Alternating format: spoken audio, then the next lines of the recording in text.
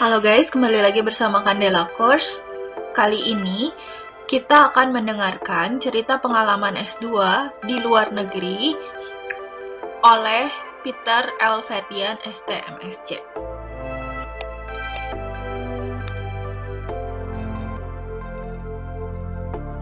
Sebelum menonton video ini, jangan lupa untuk like, share, komen, dan subscribe, dan juga follow Instagram kita di @candelacourse dan Facebook kita di Candela Course Cikarang.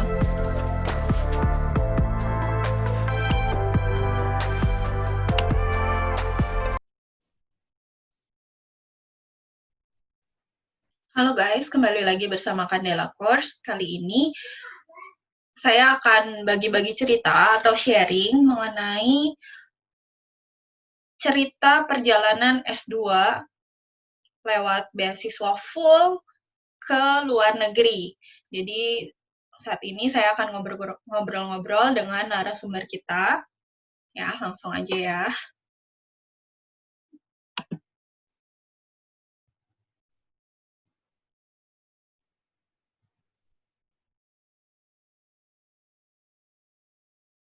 Ya, halo Peter. Halo. Halo. Nah, jadi kali ini kita mau bahas mengenai cerita-cerita tentang beasiswa S2 ke luar negeri. Mungkin Peter boleh perkenalkan diri dulu, mungkin di video selanjutnya, di video sebelumnya ada yang belum nonton, mungkin yang ada Peter, silakan memperkenalkan diri dulu. Oke, nama saya Peter. Mungkin perkenalan background pendidikan, saya S1 Teknik Mesin ITB, terus kemudian saya S2 di University of Manchester, jurusan Engineering Project Management. Oke, jadi kita hari ini mau share-share tentang S2 ya, terutama tentang beasiswa ke luar negeri. Tuh. Nah, Peter ini dulu rencananya pas S1 memang mau lanjut langsung S2 atau gimana nih? Atau sempat kerja dulu atau gimana? Saya sebenarnya sempat kerja dulu di perusahaan manajemen consulting selama 2 tahun, baru lanjut S2. Mungkin saya juga menyarankan untuk teman-teman yang mau S2, mungkin ambil pengalaman kerja dulu, 1 tahun, 2 tahun, supaya mengerti juga situasi kondisi kerja seperti apa, jadi bisa pilih topik S2 yang lebih relevan dengan jenjang karirnya. Oke, S2-nya di Manchester University ya. Nah, itu Peter pilih sendiri atau memang gimana tuh? Ditawarin atau gimana? Ini sendiri sih, lebih ke cari Apply atau universitasnya sendiri, ya. Jadi benar-benar pilih yang saya pengen waktu itu jurusannya apa, cari universitas yang lumayan, yang cukup bagus di jurusan itu di mana, terus apply ya, dan baru cari beasiswanya. Saya lebih ke cari universitasnya dulu, baru cari beasiswanya. Kalau universitasnya waktu itu Peter apply berapa universitas kalau boleh tahu?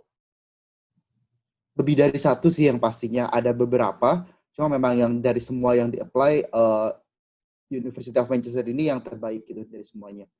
Memang saya sebar aplikasi di beberapa universitas. Oke, jadi untuk teman-teman yang pengen beasiswa S2 ke luar negeri atau cari S2 ke luar negeri, sebaiknya memang pilih apply beberapa universitas ya, biar ada cadangan gitu ya. Ya, betul. Oke, nah untuk jurusannya sendiri, jurusan apa ya? Project management. Jadi project management ini kalau misalkan ya teman-teman nggak terlalu familiar, project management ini adalah pelajaran gimana kita bisa mengelola suatu project dengan baik dari segi manajemennya, dari segi finansial, dan dari segi human resources. Gitu. Lebih ke manajemen sih, cuma nggak kalah. Kalau misalkan sebelumnya kita bahas teknik mesin, belajar tentang semua yang technical gitu, engineering, ilmu rekayasa. Kalau misalkan project management ini manajemen, dan nggak kalah penting karena ketika nanti kalian bekerja, terus kalian harus membuat sesuatu, project management ini adalah salah satu skill yang sangat dibutuhkan gitu untuk memproduksi sesuatu lah. Oke, terus kalau pas hidup di sana nih kan lingkungannya baru nih, gimana sih adaptasinya? Apa Hmm. gampang, biasa aja kayak di Indonesia, atau cukup apa Hmm. ya, shock culture gitu? Gimana Ya, nih? sebenarnya yang pertama shock adalah dari bahasanya. Meskipun bahasa Inggris ya, ini adalah bahasa yang kita pelajari lah, mungkin dari SD kita pelajari. Tapi mungkin pelajaran untuk saya waktu itu adalah bahasa Inggris yang saya sering dengar. Yang saya sering latihan itu bahasa Inggris yang basisnya Amerika. Sementara Manchester itu kan di Inggris, aksennya beda. Plus ketemu beberapa teman dari negara lain, India, Timur Tengah, China, aksennya beda-beda. Jadi begitu mereka ngomong, ini bahasa Inggris tapi kok saya nggak ngerti gitu loh. Jadi mungkin bagi teman-teman kalau yang mau kuliah di luar negeri, kalau mau latihan bahasa Inggris dengerin orang ngomong bahasa Inggris, mungkin jangan hanya terpaku sama nonton film Amerika semua. Jadi ngerti gitu loh. Belajar juga aksen-aksen lain dari orang lain gitu, dari negara lain karena aksennya berbeda gitu loh. Agak sedikit susah didengerinnya kalau nggak terbiasa. Kalau pelajaran di kampusnya gimana? Bahasa Inggrisnya cukup mudah dimengerti atau aksennya juga Tergantung ya tergantung tergantung dosen? dosennya sih. Iya. Ada satu dosen Singaporean waktu itu yang paling saya ngerti. Yang lainnya yang dosennya British agak memang susah untuk dimengerti beberapa part kata yang dia sebut. Kalau waktu itu dapat beasiswanya dari mana ya, Peter? Waktu itu sih dapat beasiswa dari LPDP. Ya itu cukup besar kan saat ini, cukup populer gitu.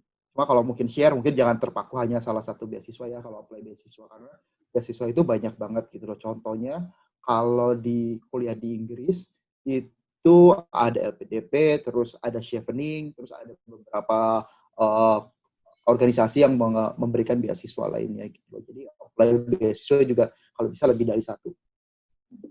Terus kalau beasiswa yang dikasih itu cukup untuk kehidupan sehari-hari gitu, atau harus kerja sampingan lagi nih untuk nambah-nambahin atau gimana? Kalau Kalau LPDP sih waktu itu cukup. Jadi kalau kalau misalkan kita memang ya nggak boros ya segala macam gitu, kita bisa masak sendiri. Terus kita maksudnya kita hemat lah. Itu cukup, bahkan mungkin bisa nabung gitu kalau hemat. Ya, pinter-pinternya kita lah ya. Tapi cukup. Kalau kitanya hedon banget ya pasti nggak cukup ya. Ya, ya. Nah, terus kalau untuk teman-teman nih yang pengen dapat beasiswa ke luar negeri, apa aja sih yang harus disiapin? Hmm. Mungkin kalau menurut saya ada dua ya yang penting. Pertama adalah syarat IELTS, TOEFL atau apa namanya IELTS atau apapun itulah persyaratan bahasa Inggris ataupun GMAT, GRE. Jadi pastikan kalian memiliki nilai yang cukup untuk pendaftaran universitas tersebut. Terus ya mungkin sebelumnya pilih dulu universitasnya, kalian tentukan motivasi kalian tuh mau kuliah S2 tuh apa sih gitu loh. Karena sebagian besar universitas itu pasti nanya, kalian pasti disuruh bikin esai kenapa kalian mau masuk universitas tersebut. Juga sama dengan beasiswa providernya gitu loh.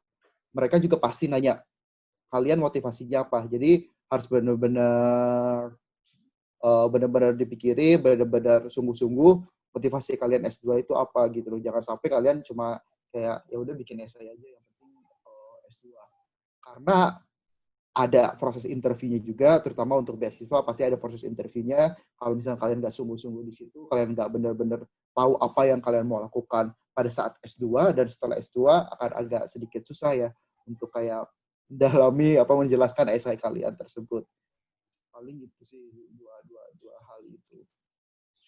Oke, terakhir, tips supaya bisa kuliah di luar negeri apa? Hmm.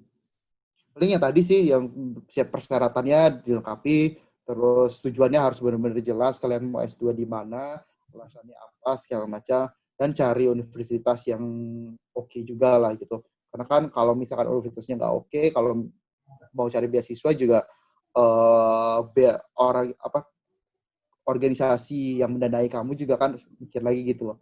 Kenapa harus universitas yang nggak oke gitu loh. Jadi benar-benar harus cari universitas yang bagus. Kalian apply di beberapa universitas. Oke, dan yang pasti harus belajar ya sedini mungkin Ya, ya betul. dan Betul, betul. serius mungkin ya. Betul. Oke, paling gitu dulu Peter. Ada yang mau ditambahin mungkin dari Peter?